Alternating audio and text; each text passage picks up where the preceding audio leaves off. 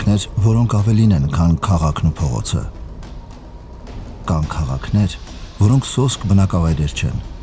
Դրանք հիշողություններ են, ինքնության խորհրդանիշ, ժողովրդի հոգու արտացոլանք։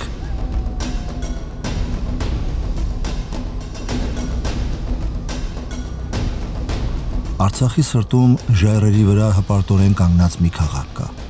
որի անունը հայության համար դարձել է ցավի և հպարտության, կորստի և անմար հույսի հոմանիշ։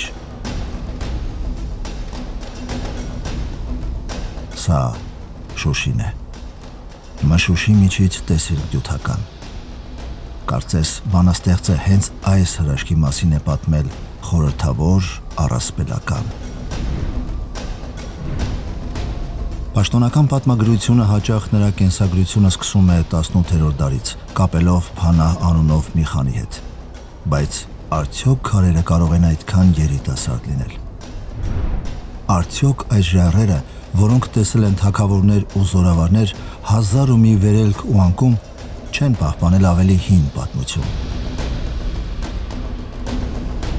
Անգամ հայկական ամեն հետք թաքցնել փորձող Ադրբեջանն էր դեռ խորհրդային տարիներին ստիպված ընդունել, որ Շուշիի արմատները շատ ավելի խորն են։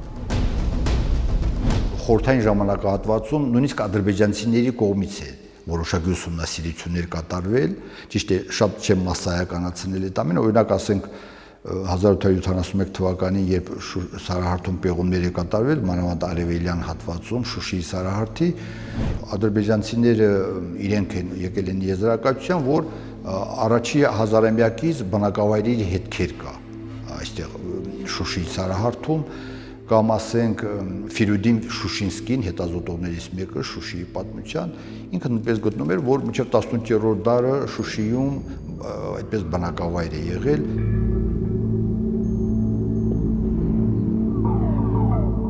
Գիտեին, բայց գերադասում էին լռել։ Եկեք լսենք, թե ինչ են պատմում քարերը, երբ նրանց լեզուն վերծանում են գիտնականները։ Այստեղ մենք տեսնում ենք փլվածքը, որի վրա մենք կանգնած ենք փաստորեն, ուրեմն որոշ ժամանակ մի քանի հազար, նույնիսկ 100,000-ավոր տարիներ առաջ այս փլվածքը տեղի ունեցել եւ այստեղ մենք ենթադրում ենք, որ հնարավորաբաց է եղել եւ կարող է նաեւ ուրեմն օջախի նման ինչ-որ բան լինել մեր ոտքերի տակ։ Շուշիի պատմության ավելի հին շրջանը թանձր շերտով է ծածկված, բայց երբ հնագետի ձեռքը զգուշորեն հեռացնում է ժամանակի փոշին, ներքևից բացվում է մի աշխարհ, որը շատ ավելի հին է, քան մենք կարծում ենք։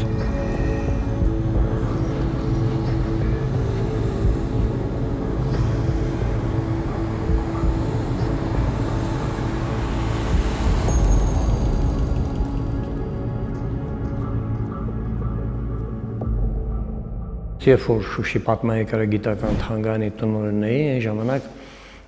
հնագիտական արշավախմբի տվյալների վրա հենվելով ասել եմ, որ Շուշին առնվազն գոյությունի ուշ բրոնզեդարյան ժամանակաշրջանից եւ դամբարանները դրա վառ-վկայություն են Շուշիի շրջակայքում, ինչպես նաեւ որպես ապացույց բերել է խորհրդային ժամանակաշրջանի ադրբեջանական հնագետների տվյալները, որոնք ասել են, որ Շուշի շրջակայքում կան երկաթեդարյան բնակավայրեր։ Սա արդեն հստակ այն ժամանակ ակնարկ էր, որ Շուշին ավելի հին է, քան մարդիկ կարծում են։ Պարզապես Շուշիի պատմությունը, ինչպես եւ ամբողջ Արցախի տարածքում գտնող բնակավայրերի պատմությունը թանձր շերտով ծածկված է, անհրաժեշտ է քայլ առ քայլ դրանք լույս աշխարհ դուրս բերեն։ Եվ այդ շերտերը մեզ տանում են դեպի անհավանական խորքեր, դեպի մի ժամանակ, երբ պատմությունը դեռ առասպել էր, երբ երկիրն ավելի երիտասարդ էր 5-ից 7,000 տարով։ Հայկական գենի ամենահին հաստատված նմուշը, որը նույնական է հայերիս այսօրվա գենին, հենց Շուշիի տարածքից է գտնվել։ Այն առնվազն 5,000 տարեկան է։ Նույն քարանձավներից ոչ հեռու, կրկին Շուշիի մատույցներում հնագետներից այլ խումբ մեկ այլ հնավայր է հայտնաբերել, ոչ պակաս պատկառելի տարիքով ու ոչ պակաս հարուստ ասելիքով։ Ամենալուրջ հնագիտական հայտնագործությունը դա երկու հատ դամբարանների շերտն է, մեկը գտնում է Նոյան տապան բարձունքի վրա, Շուշի, երկրորդը գտնում է ժողովրդի կողմից 3 վշկա կոչվող բարձունքի վրա, Կիկլոպյան ամրոց է, այն ուրեմն 7000 տարվա պատմություն ունի, իսկ այդ Նոյան տապանի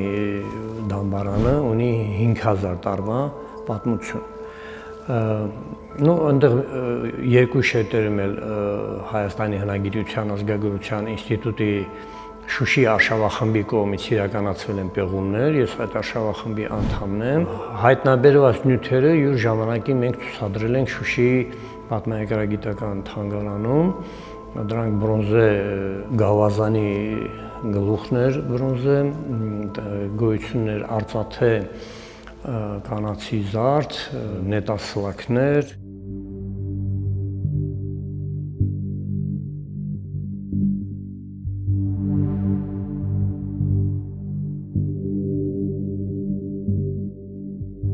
Ժամանակի ընթացքում ամրոցները փոխարինվում են քրիստոնեական կոթողներով։ Քարը սկսում է խոսել խաչի լեզվով։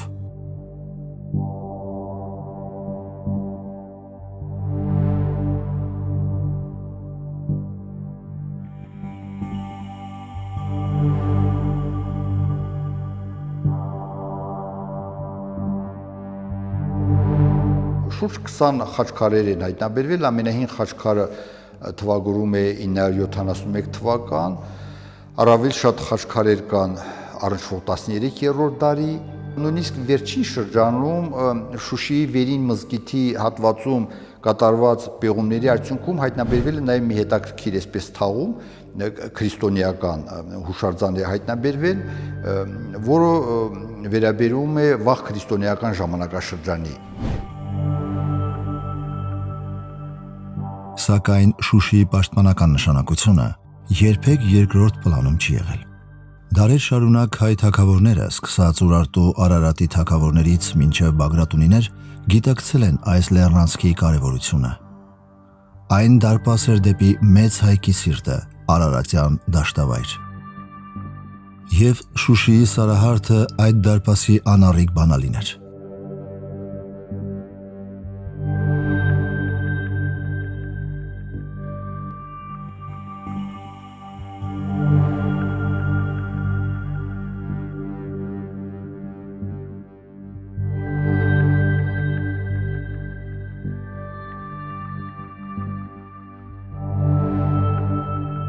Տասնութերորդ դարը գալիս է նոր մարտահրավերներով։ Պարսկական տիրապետությունը թուլանում է, իսկ հայ մելիքները պայքարում են գոյատևման համար։ Հենց այս դարաշրջանում է Շուշիի պատմության մեջ հայտնվում Փանահ Ալի խանը։ Բայց ինչու նա ընտրեց հենց այս վայրը։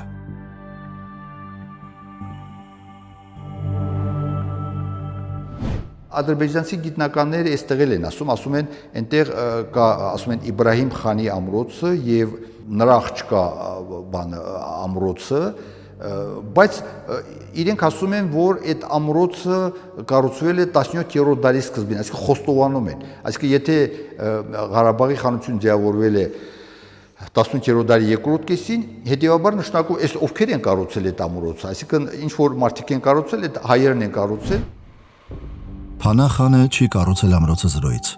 Նա գալիս է մի վայր, որտեղ արդեն կան հայկական պաշտպանական կառույցներ։ Նա գալիս է մի վայր, որտեղից իշխում էր Վարանդայի Մելիք Շահնազարը, մի ողբերգական կերպար, ում ներքին պայքարն ու դավաճանությունը դեպի Արցախի անառիկ սիրտը ճանապարհ բացեցին օտարի համար։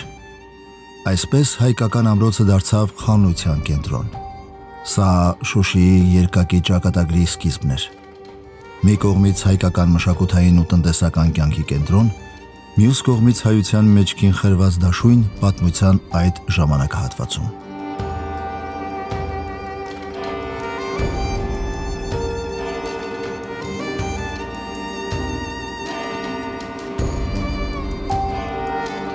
Հակառակ խանական իշխանությանը հայությունը շարունակում է ապրել, արարել եւ կառուցել Շուշիում։ Քաղաքը բաժանված չէր երկու հավասար մասի, այն հայկական քաղաք էր, որն ուներ մահմեդական թաղամաս։ Մահմեդական թաղամասը բաղկացած է եղել 15 միկրո թաղամասերից, ունեցել է երկու մզկիթ, վերին եւ ներքին, իրենք հիմա ասում են Գևհար աղա, բայց ես ինչքան հիշում եմ, այդ նոր անվանումը մտցված,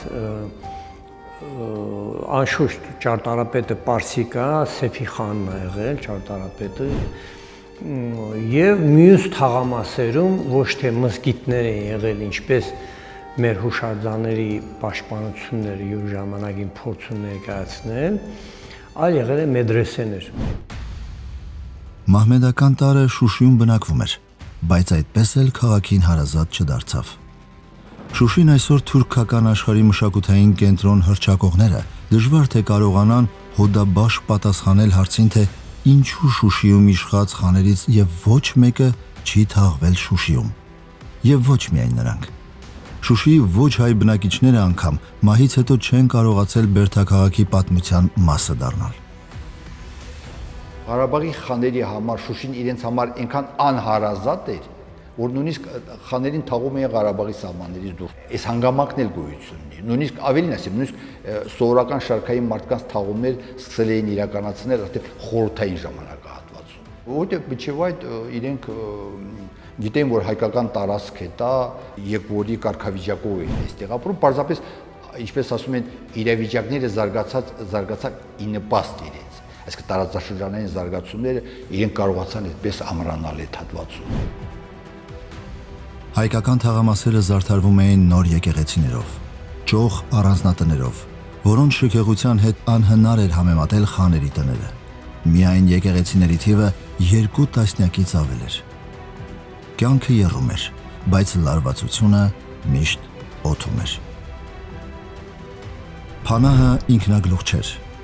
Փաստացի նա կատարում էր Պարսից շահի հրահանգը։ Շահին այս տարածքը ամրացնել էր պետք, որպես մոտեցող նոր վտանգների դեմ պատվար։